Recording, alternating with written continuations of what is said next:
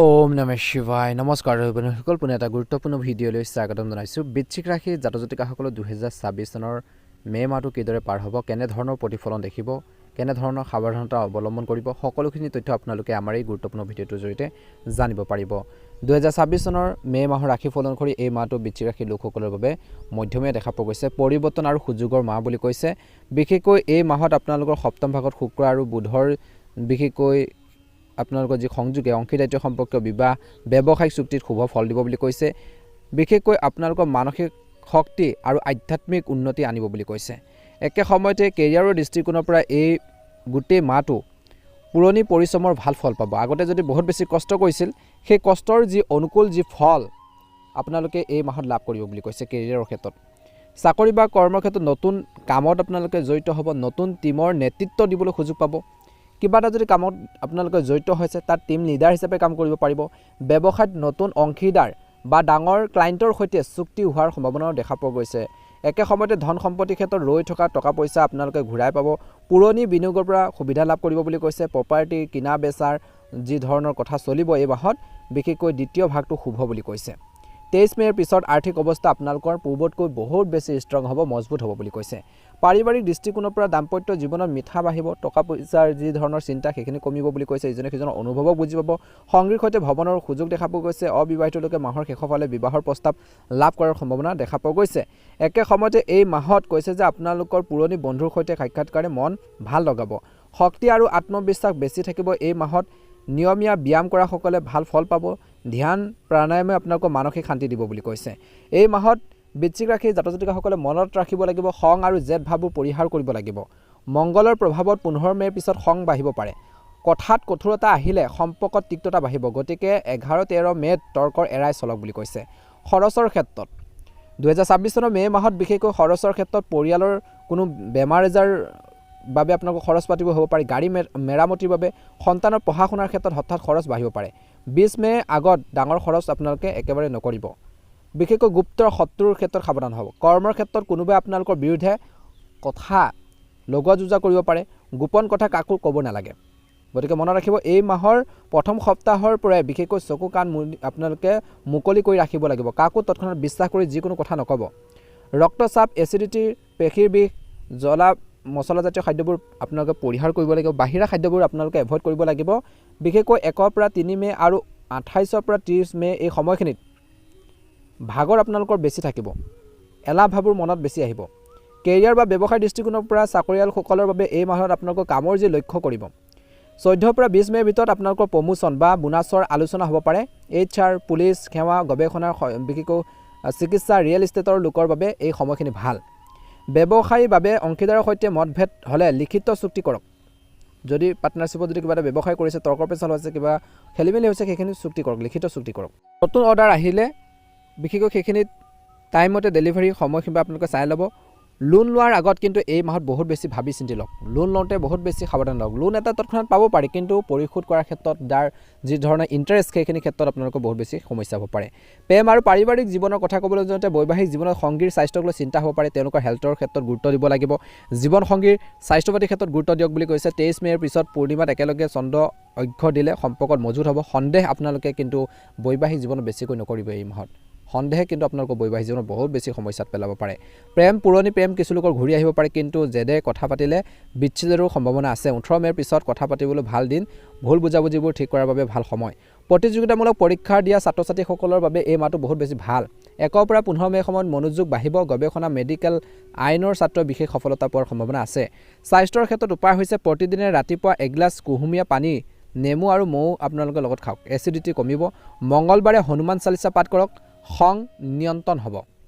ৰঙা মচুৰ দাইল আপোনালোকে এই মাহত দান কৰক বুলি কৈছে। গুপ্ত শত্ৰু নাশ হ'ব।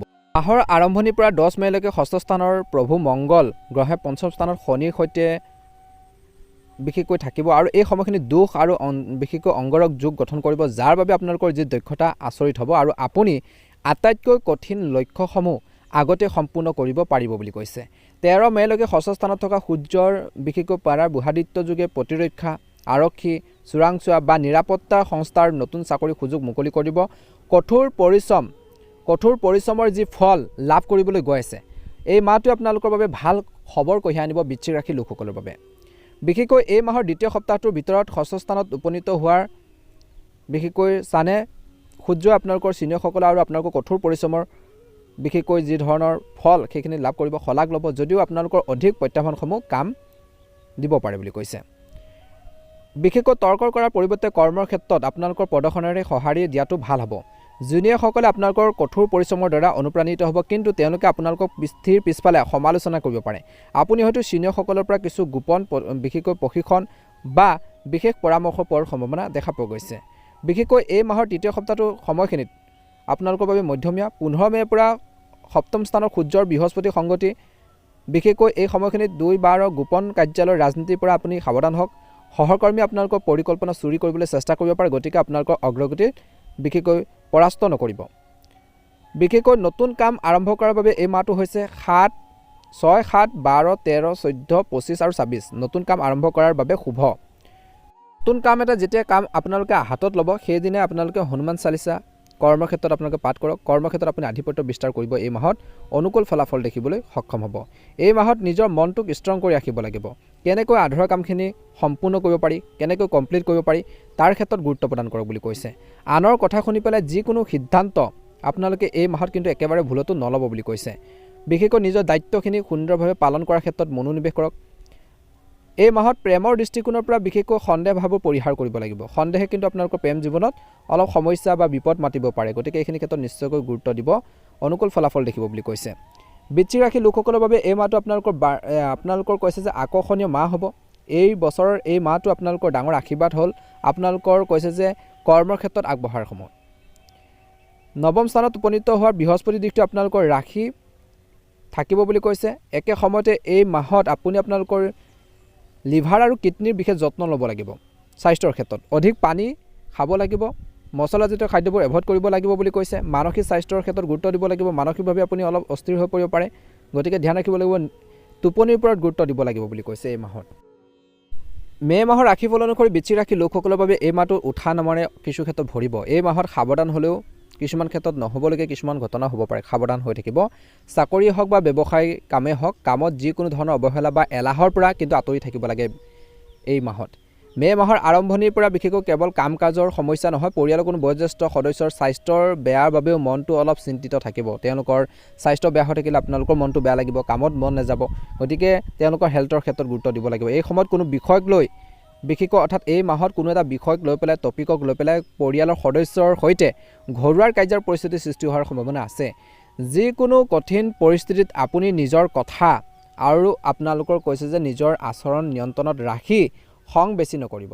নহ'লে প্ৰিয় মানুহখিনিৰ সৈতে আপোনজনৰ সৈতে সম্পৰ্কত ফাট মেলিব পাৰে মে' মাহৰ মাজভাগৰ এই সময়খিনিত আৰ্থিক দিশৰ পৰা প্ৰতিকূল বুলি কোৱা হৈছে এই সময়খিনিত আপোনালোকৰ খৰচ বঢ়াৰ সম্ভাৱনা যথেষ্ট বৃদ্ধি পাইছে যাৰ বাবে আৰ্থিক অৱস্থা কিছু পৰিমাণে প্ৰভাৱিত হ'ব পাৰে কিন্তু সেয়া অস্থায়ী হ'ব মাহৰ শেষলৈকে আপোনালোকৰ ইয়াৰ পৰা ওলাই আহিবলৈ সক্ষম হ'ব তেনেধৰণৰ আৰ্থিক সমস্যাবোৰ নাথাকিব কিন্তু এই মাহত যিকোনো পৰিকল্পনাত বহুত বেছি ভাবি চিন্তিহে ধন বিনিয়োগ কৰিব চাকৰিয়াল বা ব্যৱসায়ী লোকসকলৰ বাবে এই মাহটো ছিনিয়ৰ আৰু জুনিয়ৰৰ সৈতে সম্পৰ্ক মধুৰ কৰি ৰখাৰ চেষ্টা কৰিব লাগে প্ৰেমৰ সম্পৰ্কত কোনো কথাৰ বাবে মনত কিছু আপোনালোকৰ সন্দেহ আহিব পাৰে সন্দেহ ভাৱবোৰ পৰিহাৰ কৰিব লাগিব লাভ পাৰ্টনাৰৰ সৈতে আপোনালোকৰ জীৱন সংগীৰ সৈতে যিকোনো বিষয় বিবাদৰ সলনি আলোচনাৰ মাধ্যমেৰে বুজাবুজিৰ মাধ্যমেৰে সেইখিনি সমাধানৰ বাবে চেষ্টা কৰিব লাগিব জীৱন সংগীৰ অনুভৱক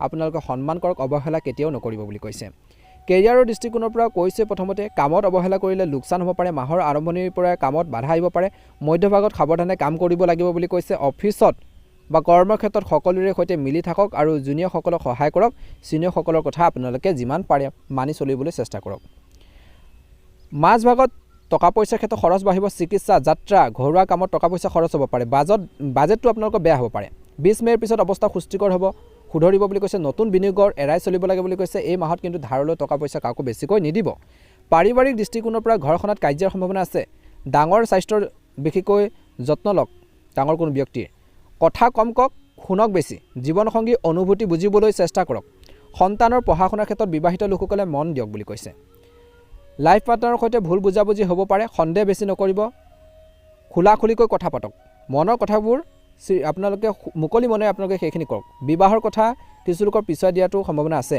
মানসিক চাপবোৰ বাঢ়িব পাৰে, কিছু মূৰৰ বিষ, এচিডিটি, টোপনিৰ অভাৱ হ'ব পাৰে, গতিকে ধ্যান ৰাখিব। ব্লাড প্ৰেছাৰৰ ৰোগীয়ে সাৱধান হওক। যোগ, খোজকঢ়া বা সময়মতে খোৱা বোৱাটো আপোনালোকে বজাই ৰাখক, সকাহ দিব। আপোনালোকৰ বাবে এই মাহটো শুভ ৰং হ'ব ৰঙা ৰং, আপোনালোকৰ বাবে বগা ৰং।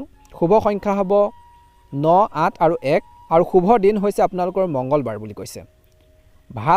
ভাল দিনটো হৈছে আপোনালোকৰ বাবে এই মাহটোত সোমবাৰ আৰু মংগলবাৰ। উপায়স্বৰূপে প্ৰতিদিনে হনুমানজীৰ পূজাত বজৰং বাণ আপোনালোকে পাঠ কৰক। মংগলবাৰে ৰঙা ফুল আৰু বুট দি হনুমান মন্দিৰত পূজা দিয়ক বুলি কৈছে। খং নিয়ন্ত্ৰণ হ'ব আৰু বাধাবোৰ দূৰ হ'ব। এনে প্ৰতিকাৰ কৰিলে আপোনালোকে উপকৃত হ'ব। গতিকে এইখিনি ক্ষেত্ৰতো নিশ্চয়কৈ গুৰুত্ব দিব। পৰিকল্পনা অনুসৰি নিজৰ আধৰুৱা কামখিনি কেনেকৈ সম্পূৰ্ণ কৰিব পাৰি তাৰ ক্ষেত্ৰত গুৰুত্ব প্ৰদান কৰক। আনৰ কথাক বেছি গুৰুত্ব নিদিব। নিজৰ কথা, নিজৰ মনৰ কথা শুনক। জ্যেষ্ঠ লোকৰ সন্মান কৰক, ভাল হ'ব।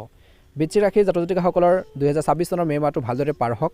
মনৰ ইচ্ছাবোৰ আপোনালোকৰ সোনকালে পূৰণ হৈ থাকক, তাৰে কামনা কৰিছোঁ। ধন্যবাদ।